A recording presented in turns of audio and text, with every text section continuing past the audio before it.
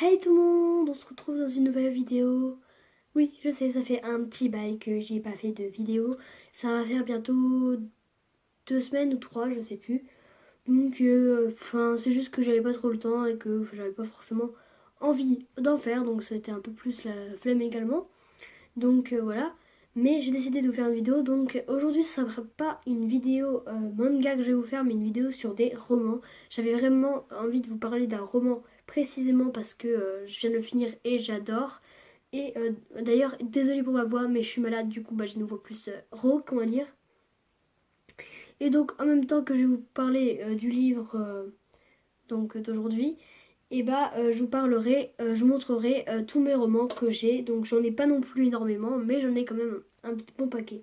Mais ne vous inquiétez pas, la semaine prochaine, il y aura une vidéo manga, ce sera un update lecture. Donc voilà, je vous rassure, cette chaîne restera du manga. En plus, il y a des posters manga derrière. D'ailleurs, vous avez vu, je suis dans un autre décor. C'est juste que j'avais pas envie de tourner dans mon endroit habituel. J'avais envie de changer un peu. Donc voilà, je tourne ici. Bref, on commence tout de suite la vidéo. Cette intro est beaucoup trop longue. C'est parti. Donc aujourd'hui, si je vous tourne cette vidéo, c'est pour vous parler d'un roman que je viens de finir qui s'appelle Un amour de geek de chez Livre Poche Jeunesse, écrit par Luc Blanvillain. Donc voilà, et c'est à partir de 13 ans et vous pouvez le retrouver au prix de 4,95 €. Et c'est un livre que j'ai adoré. Donc il fait à peu près 200 pages, 210 pages à peu près.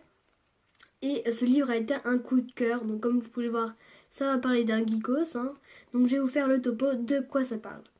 Donc ça va nous raconter l'histoire de Thomas. Alors c'est écrit Thomas, je sais pas si vous verrez, mais c'est écrit Thomas dans le résumé, mais moi je l'appelle Thomas. Voilà, je l'ai appelé tout le long Thomas de l'histoire, donc je l'appellerai Thomas, tant pis. Donc voilà, donc ça va nous raconter l'histoire de Thomas qui est un geek, il est tout le temps sur son ordinateur, il joue à plein de jeux en même temps, plein de jeux, c'est un pro de l'ordinateur, il sait hacker, faire des faux comptes, de la triche, etc. C'est vraiment un gros geek, mais genre puissance 10 000. Et il a un meilleur ami qui s'appelle Jérémy. Lui, il est plus posé, il fait du dessin, etc. Et un jour, en allant au lycée, il va tomber amoureux d'une jeune fille qui s'appelle Esther. Et elle, c'est tout à fait son contraire. Elle adore la nature, l'air frais, la réalité. Et sa passion, c'est les chevaux. Alors, comment vous dire que tout les oppose? Et bien évidemment, donc sa sœur, donc la sœur à Thomas, et qui s'appelle Pauline, et va devenir amie avec Esther parce qu'ils ont tous les deux la passion pour les chevaux. Pauline, elle, en monte pas. Elle aime beaucoup une série qui parle de chevaux. C'est pour ça qu'elle adore ça. Donc bref, c'est pour ça qu'ils sont devenus amis. Et donc un jour, Pauline va organiser entre guillemets un rendez-vous entre Esther et Thomas parce que c'est pas vraiment un rendez-vous, mais enfin bref, voilà.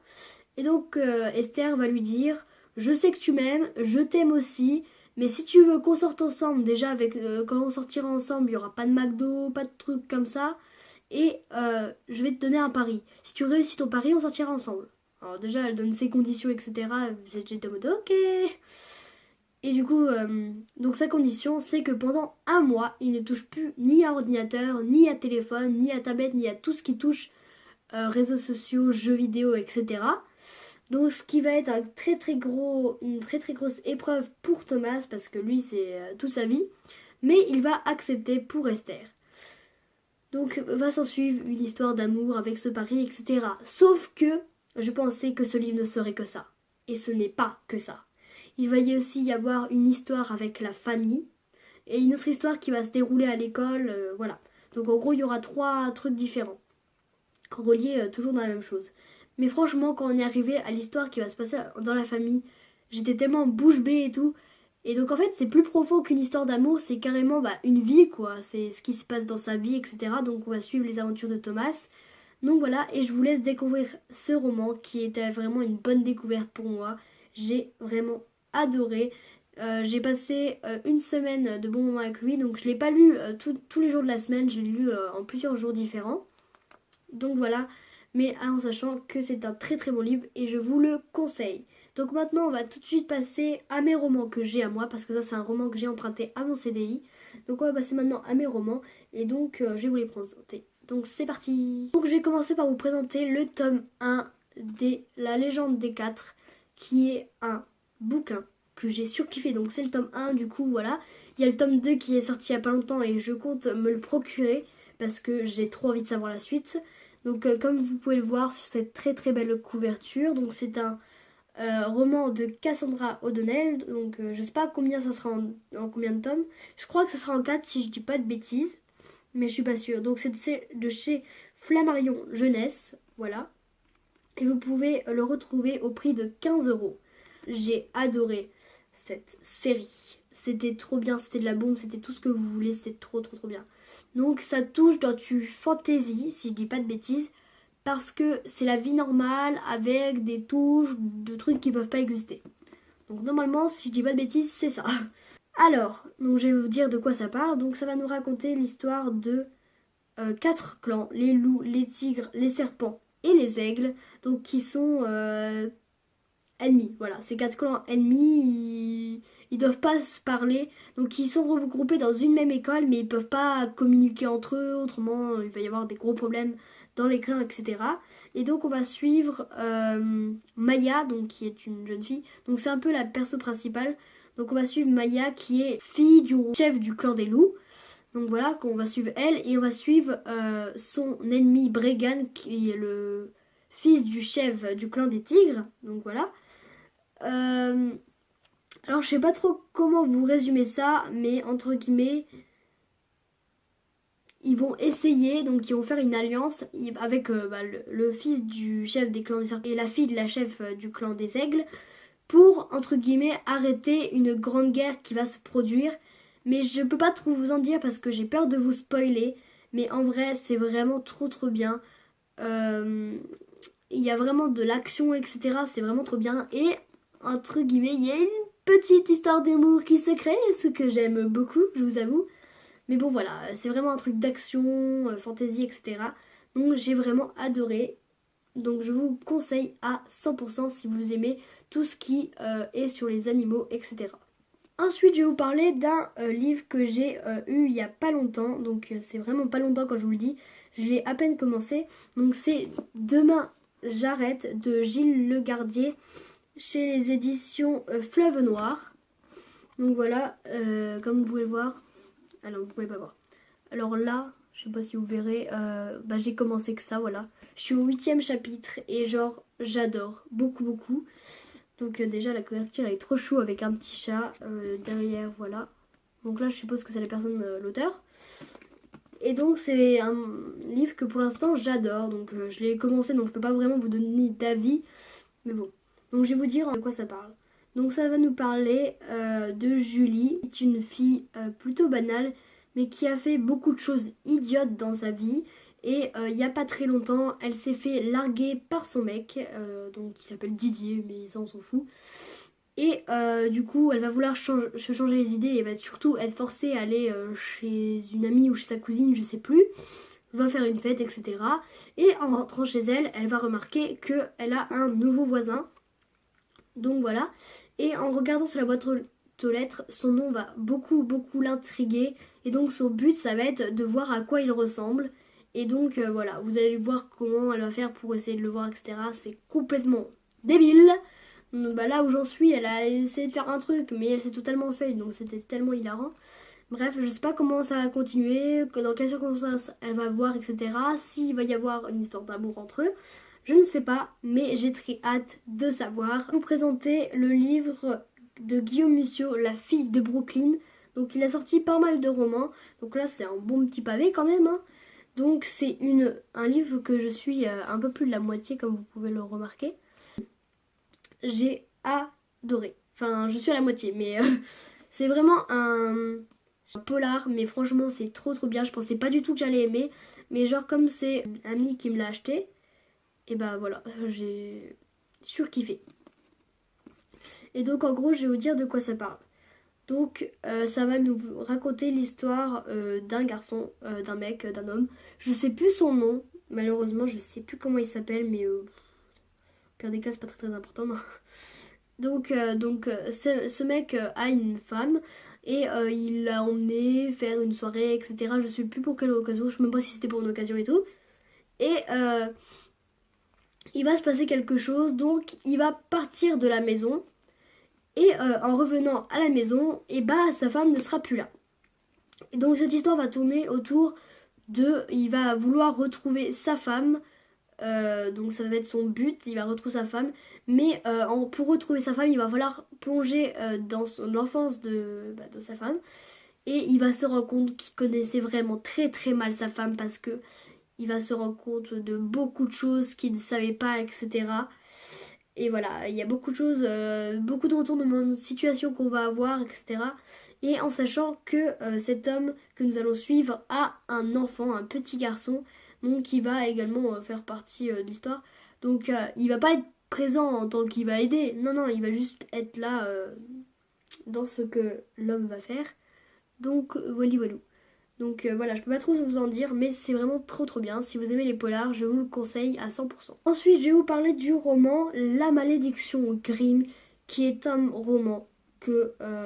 alors, je l'ai reçu quand j'étais plus petite, et du coup... oui, les bouts sont cornés. Hein. Quand j'étais plus petite, et en fait, quand j'étais plus petite, il me faisait peur.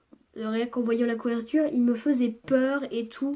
Du coup, j'ai pas osé lire plus loin que 3-4 chapitres. Donc là, comme vous pouvez le voir, je sais pas si vous voyez, mais je suis à plus que la moitié. Et franchement, j'adore cette histoire. Il y a une ambiance assez pesante, mais franchement, c'est super bien fait. Et bref, j'adore. Donc c'est fait par Polly Schulman et je sais pas de quelle édition c'est parce que c'est pas marqué. Donc je sais pas. Donc je vais vous dire de quoi ça parle. Donc ça va nous raconter l'histoire d'Elisabeth qui essaye de s'intégrer dans son lycée mais qui arrive pas trop parce qu'elle est pas trop dans les normes, on va dire qu'elle est plus grande que la normale, etc. Du coup elle passe un peu, on la voit de loin quoi. Et donc ce professeur d'histoire va lui proposer un job pour qu'elle puisse mieux payer ses études parce que ses parents c'est un peu compliqué. Et donc elle va accepter et en fait ce travail va être de travailler dans une bibliothèque. Donc elle va s'y rendre pour passer l'entretien, etc. Sauf qu'elle va se rendre compte que c'est pas vraiment une bibliothèque. Donc c'est une bibliothèque pas de livres mais d'objets. Donc il peut y avoir des livres mais c'est une bibliothèque d'objets. Et donc on va se rendre compte que là-bas il y a vraiment quelque chose de pesant, quelque chose de bizarre, enfin une tension. Et on va découvrir qu'il y a entre guillemets une sorte de légende, on va dire ça comme ça, qui traîne donc voilà dans cette histoire. Et franchement ça va être trop bien parce qu'il va s'arriver plein de trucs et bref j'adore et j'ai vraiment hâte de voir comment ça va se terminer. Donc maintenant je vais vous parler de 2 livres en même temps parce que c'est un peu de la même série, on va dire ça comme ça. Donc c'est le tome 3 des Chevaliers d'Émeraude et le tome 1 des Héritiers d'Ankidev. Alors vous allez dire ouais mais c'est pas la même truc. Alors en fait ma mère m'a acheté le tome 3 parce qu'elle croyait que j'avais lu le tome 1 et 2. Donc je les ai pas le tome 1 et 2. Je ne les ai pas et il faudrait que je les achète parce que j'avais commencé à lire celui de mon CD et j'avais surkiffé. Donc voilà, vraiment que je m'achète le début. Donc vous voyez c'est très beau. Et donc ça c'est la série qui suit. Sauf que quand je l'ai acheté je savais pas. Et du coup quand j'ai commencé à lire j'étais paumée, je comprenais que dalle. Du coup je me suis dit que j'allais d'abord acheter celle-là. Donc voilà. Donc ça c'est les Héritiers d'Ankidev. Donc voilà. Alors je sais pas trop comment vous résumer ça, mais non je sais pas du tout comment vous résumer ça. J'ai peur de dire des conneries donc je vous laisse aller voir, vous tapez sur internet. Je sais pas comment vous résumer ça. Donc c'est fait par Anne Robillard qui a fait également d'autres romans. Je sais plus les noms. Mais elle a fait d'autres romans qui ont l'air plutôt bien également. Donc voilà. Et c'est édité chez Michel Lafon-Poche. Donc je vous conseille si vous aimez tout ce qui est fantastique parce que franchement là vous serez servi. Hein. Ensuite en roman j'ai La guerre des clans de Erin Hunter, je sais pas comment ça se dit, de chez Pocket Jeunesse. Donc voilà. Je n'ai pas encore lu. J'avais commencé et j'avais arrêté parce que ça me plaisait pas, je retenais pas les noms, c'était tout un bordel. Et du coup je sais pas quand j'en vais reprendre. Je ne sais pas du tout. Je compte bien évidemment reprendre, terminer au moins ce roman-là, parce que c'est le cycle 1, un livre 1, il y a 4 cycles, avec à chaque fois 6 tomes dedans. Il faudrait vraiment que je me le termine pour voir si je continue ou pas, mais pour l'instant je me sens pas prête à le recommencer. Donc en gros ça va nous raconter l'histoire d'un chat. C'est un chat normal, un chat qui habite dans une maison, etc. Et et ben il va décider de sortir pendant la nuit dans la forêt et il va rencontrer des chats, des clans, plein de trucs comme ça. Donc c'est vraiment très... Voilà, et surtout qu'il y a beaucoup de noms, donc je peux vous montrer. Donc là, on a même un récap de tous les noms qu'il va y avoir dans la série. Donc il faudra que je aie le courage de continuer, mais pour l'instant, voilà. D'ailleurs, j'ai fait un résumé très très vague, mais je sais pas trop comment résumer ça. Ensuite, j'ai le roman de Anton qui est Spring Girls, donc voilà.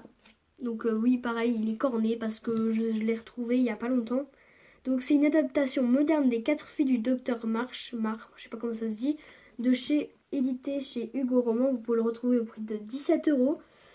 Alors ça, je l'avais commencé, mais ça m'avait pas trop emmené dedans, donc là je suis pas encore prête à le lire. Donc c'est un bon pavé également, hein. J'ai que des bons pavés en fait.